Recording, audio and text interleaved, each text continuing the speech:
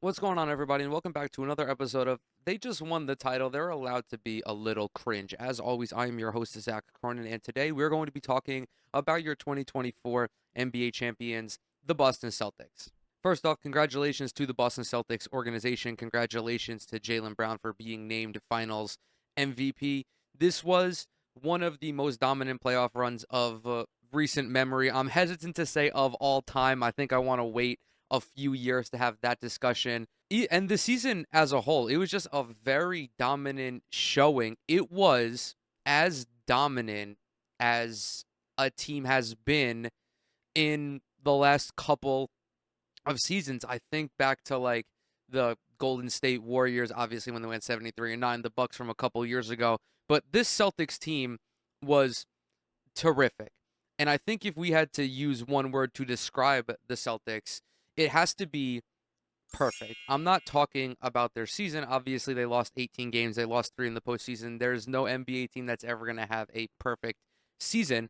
But the way this roster was constructed, the way that these guys all played alongside each other, these 8, 9, 10 guys all coalesced alongside one another, it is remarkable. And it's even more remarkable that this was the first year that this current roster was all together with Drew Holiday, with Derek White, with Kristaps Porzingis. I had someone leave a comment under a TikTok of mine the other day that asked if the Celtics are a super team. I think they are 100% undeniably a super team. They have two super max players in Jason Tatum and Jaylen Brown, two All NBA caliber players in those guys as well. But this is what the new iteration of the super team is going to look like as the NBA sees more and more talent come into it until there is an expansion, whenever that may be.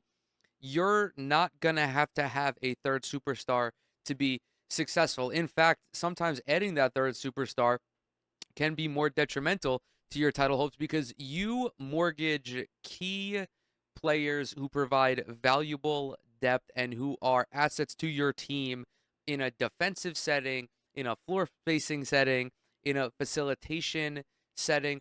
And Boston has all of those guys, albeit they have perfectly executed when it comes to bringing in guys like Derek White, Drew Holiday, and Kristaps Porzingis, because those are some of the most talented role players that you're going to be able to acquire. This new iteration of super teams that we're seeing look like the Minnesota Timberwolves. You have Anthony Edwards, you have Karl Anthony Towns, you have Rudy Gobert, and then everybody else on that team operates in a specific role. It really is team building 101. This is not a newfound concept to constructing a basketball team, but it is as of late, especially now that the Big Three era is starting to subside. You look at also the Denver Nuggets as well. Those three teams, there's a reason why those three teams were among the leading contenders for majority of the season. Oklahoma City as well. The Dallas Mavericks, albeit they have the worst coach out of all of those teams that I just mentioned. But yes, the Boston Celtics are a super team, but they don't look like a super team. And therefore, I believe that it's sometimes easy to forget that they do have all of this talent on the roster. But again, it's not just the accumulation of talent, it is the accumulation of the right talent. When you take a look at this roster, everybody has a clearly defined role. Jason Tatum and Jaylen Brown are your go to scorers, they are your franchise cornerstones.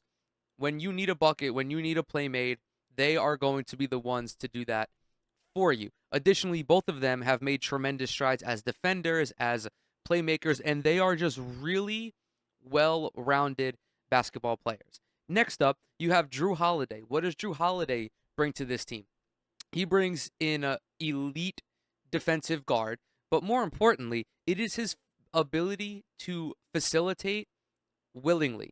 Jason Tatum and Jaylen Brown are not point guards. They are not really playmakers to the same degree as some of the other wings that are in the NBA right now. They need somebody like Drew Holiday. They need a vet who can control the offense, who can control the game, who can dictate the flow of the game. And it helps that this is, again, this Drew Holiday is a former All-Star. Like, this is a guy who, when neither of these dudes are shooting well, he can give you 20. He can give you 20 points and 8 assists. He can shoot reliably from the perimeter. Derek White, much of the same. An incredible floor spacer, an incredible defender, does also have some point guard qualities, not to the same effect as Drew Holiday. I would clearly consider Drew Holiday the point guard on this team, but Derek White, as we've seen, has had the ability to go off for big games. I mean, even in these finals, you look back to, what was it, game two?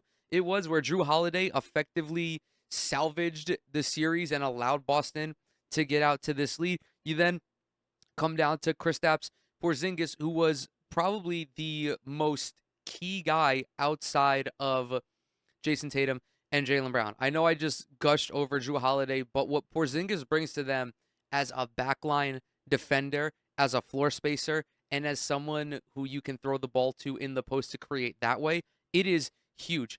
When Porzingis wasn't healthy, the Celtics defense looked way more vulnerable because you were asking Al Horford, an aging Al Horford, to do a lot. You're asking him to defend on the perimeter. You're asking him to come out and guard pick and rolls 25, 26 feet away from the basket. And then you're leaving not a lot of size on the backside.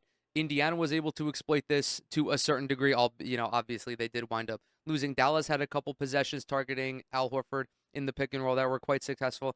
But Porzingis as a stretch five, as that defensive anchor, his impact was palpable. When he was on the court, the Celtics looked unbeatable. And then again, we just talked about Al Horford. Al Horford has been with this team for a little bit. Everyone knows what he can do on the perimeter. I think that Al Horford, especially later on in his career, has been very underrated. I mean, not very underrated. I think he's been a little bit underrated as a defender only because his peak, he was so much better on that end. But his ability to space the floor, to knock down a corner three, to knock down a top of the break, to knock down a top of the key three, also being able to continue possessions by passing, by running a dribble handoff. That is something that the Celtics offense did remarkably well. And although I believe they were far superior defensively than offensively, at least, when watching them, the reason their offense was so successful was because of Joe Mazzulla being able to not only have his guys buy into this style, but also put them all in positions to have their skill sets maximized. I'm going to stop at Peyton Pritchard and Sam Hauser because those were really the only guys who saw considerable minutes off the bench, particularly in the postseason. But even them, as 3-point threats, as pests defensively, more so with Peyton Pritchard. I mean, Peyton Pritchard had a couple of huge threes, of momentum shifting threes at the end of quarters, at the end of halves, to just stab their opponents in the chest. What I don't want to get lost in the shuffle is Joe Mazzulla. Coaching is important. Do not let anyone ever tell you that coaching does not matter. In the regular season, I will give you that. Coaching doesn't matter so much in the regular season. But when you're in a best of 7 playoff series, you have to be able to make adjustments. You have to be able, as a coach, to see the things that your players don't see or may not see on the court. You have to be able to let them know when certain things aren't working. Joe Mazzulla, at just 35, is on his way to being the next great basketball coach. The way that he's designed this offense, the way that Jason Tatum, a very talented isolation scorer, does not have to exclusively score in isolation, is huge. The fact that Tatum and Brown have turned into guys who can give you 4, 5, 6 assists, who can drive and kick, who can play in the pick and roll, both of whom can also play off of the ball and who are willing to play off of the ball when Drew Holiday is facilitating, when Derek White is facilitating. This is a perfect basketball team. There is not a single flaw that I've seen in them this season. The only time that I can be critical of this team was when they were not playing at 100%, and obviously when a team is not fully healthy, they are going to look different, especially when they're without somebody like Kristaps Porzingis. But it's not a surprise to me that they have dominated the playoffs. I know the Eastern Conference is weak. I know that Dallas was not the best matchup for them. As we get a little bit further removed from these finals, I think that Minnesota would have matched up way better with Boston. I don't know if Minnesota would have beaten them, but I do think that it would have been a better matchup, especially because Jason Kidd would not have been coaching in the fucking NBA Finals, and I do have a video coming out about him at some point. But there really is nothing more that I can say about this Celtics team. In all honesty, in total earnest, I've joked about how when you are born in New York, you sign a declaration that you will forever hate any Boston sports franchise. I do maintain a trivial level of hatred for the Celtics, mostly in a comedic sense, but this is one of the greatest basketball teams that I have witnessed with my eyes. This is like 2014 Spurs territory. This is 2016 Warriors territory. This is really just a remarkable unit, a remarkable coaching staff, a remarkable front office. And I always roll with the defending champion to repeat as champions for the next season.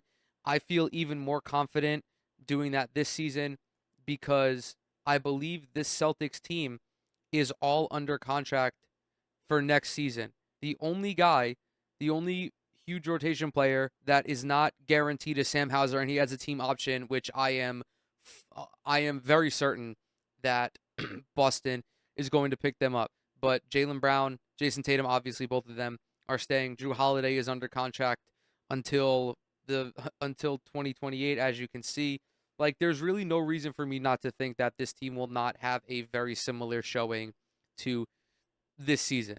And I will make it a point to watch more Celtics basketball next season because I think that there is a lot that they can teach us from a basketball perspective. And with that, I'm going to go ahead and close this video out. Thank you guys so very much for coming to hang out with me today. As always, everything I'm associated with is down in the description box below. Twitter, Instagram, TikTok. Subscribe to the channel. Leave a like on this video if you enjoyed it. Drop a comment as well. It really helps out with the algorithm. If you do any of those three things, you will become my new favorite person. And with that, I will see y'all in the next one.